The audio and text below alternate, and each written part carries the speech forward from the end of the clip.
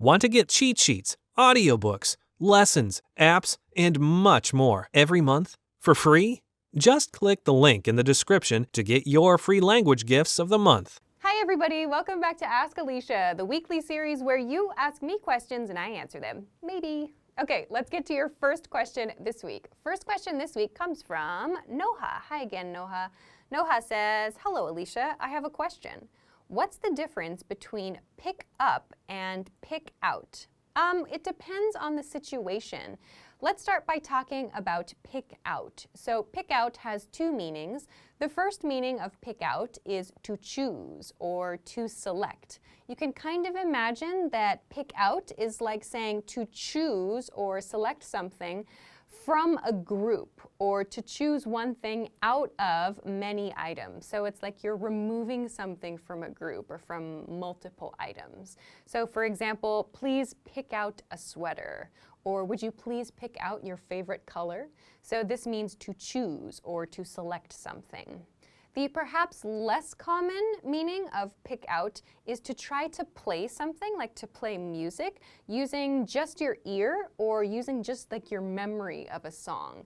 So this means you don't have music to read, but you're just trying to find the correct notes on an instrument using your mind. That's it. So for example, he slowly picked out the song on his guitar. Or I can't quite pick out this song.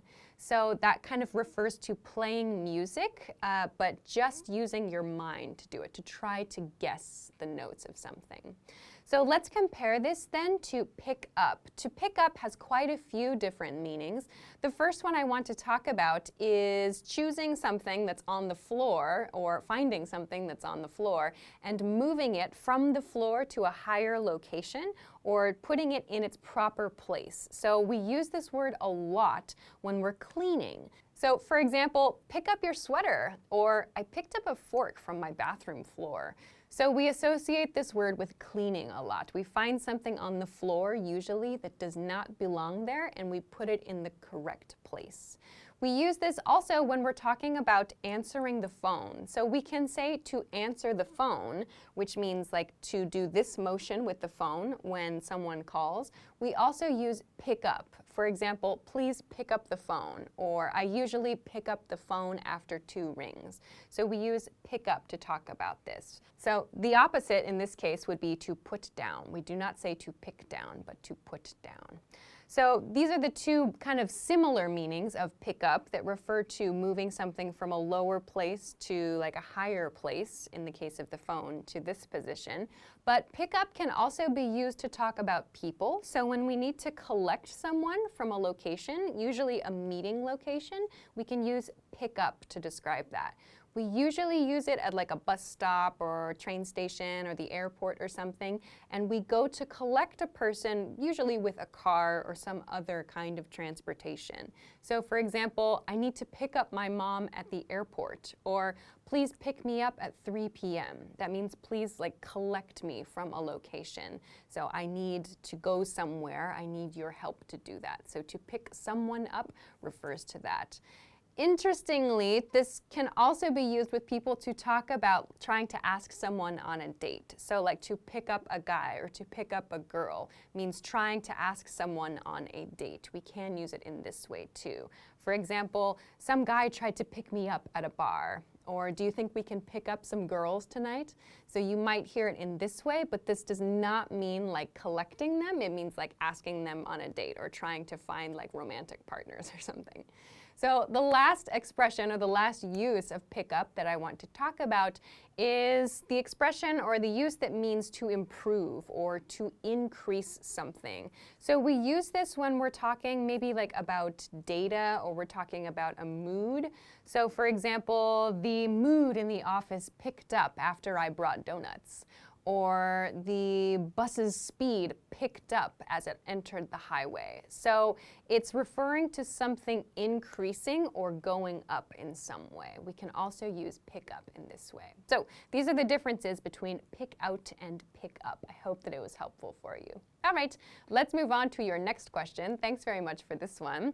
The next question for this week is from Luna. Hi, Luna. Luna says, hello, I'm a girl from Iraq and I have an online lesson. In the diphthong lesson, the teacher said the spelling IE is pronounced as I. For example, die, lie, and pie. But in the phonemes lesson, we learned it can be pronounced E. For example, in words spelled with something, i.e., something, EY, or words ending in eek. If IE is pronounced as I and E, then how do I know which pronunciation to choose? Yeah, great question, super good question. So in the examples that you've given, like die and lie and pie, where the last letters are I and E, these are these short 3-letter words, you'll always pronounce it with that I sound. This is true if you are conjugating one of these words, if it's a noun, into the plural form, or if you're conjugating it into like the simple present form with like die, for example. Die becomes dies. So there's no change to the pronunciation if you add an S, is my point here. So die, dies, lie, lies, pie, pies, and so on. For words that are a bit longer though, and where IE is in the middle of the word, it can be a little bit more challenging, but memorizing a couple of common patterns can be really helpful. So for example, if you see consonant plus IE plus consonant E, it's going to have that E sound to it. So for example, like peace or niece. So a couple of other words that follow a similar rule, like the spelling is not exactly the same, but they follow something similar, are words like priest or fierce. So they're not like perfect guides for the spelling example rule that I just gave, but they have kind of the same sound to them, or kind of the same number of syllables. For very long words, a helpful guide might be to think of the IES ending of a word as having the E sound. So for example, remedies, berries, treaties. These all end in IES and they all take that E pronunciation. So if a word ends in IED, though, it's probably going to take the I pronunciation. So for example, classified, specified, or satisfied.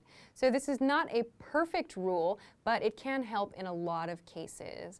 In kind of these in-between words that are maybe like 4, 5, 6 letters or so, it's probably best just to try to practice and memorize those. And with enough time and enough repetition, you'll kind of get the idea for which words take the E sound and which words take the I sound. But I hope these couple of spelling guides help you a little bit. So thanks very much for this interesting question, and good luck with your continued pronunciation studies. Okay, let's move on to your next question.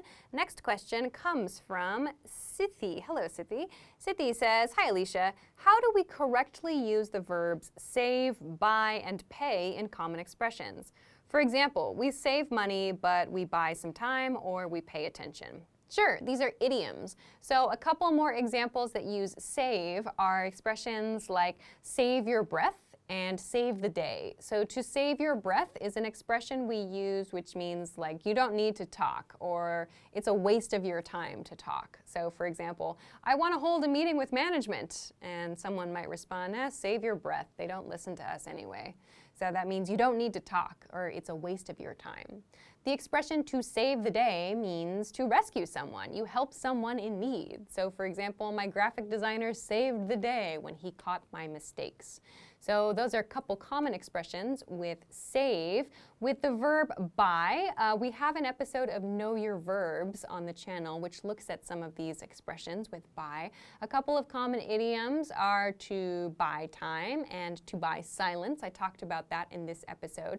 To buy silence means to give someone money, not to talk. So this is kind of an illegal thing usually, to buy silence. You might also hear the expression to buy into something, which means to believe something, usually that is not true. So for more details, you can check out the Know Your Verbs episode about the verb buy. If you want to know more about the verb pay, you can also have a look at the Know Your Verbs episode of this. A couple of examples, a couple of idioms are to pay through the nose and to pay top dollar for something. They both mean to pay a lot of money for something. The expression expression to pay through the nose sounds like you pay like a ridiculous or a crazy amount of money for something. So if you want to know a little bit more about these verbs, I recommend checking out the Know Your Verbs series. And these episodes have a lot of example sentences you can check out. So I hope that that helps you. Thanks for the question. Okay, let's move on to your next question. Next question comes from Maya from Mongolia. Hi, Maya. Maya says, what is the difference between consumption and usage? Yeah, nice question. We use consumption to talk about things that go away as we use them. So this comes from the verb to consume. So we use consume, like to eat things. So for things that go away as we use them, we can use the word consumption. So this can be like food or electricity, natural resources, money. So consumption refers to things going away, getting smaller. So for example, electricity consumption is down in our city this year. Or vegetable consumption is part of a healthy diet.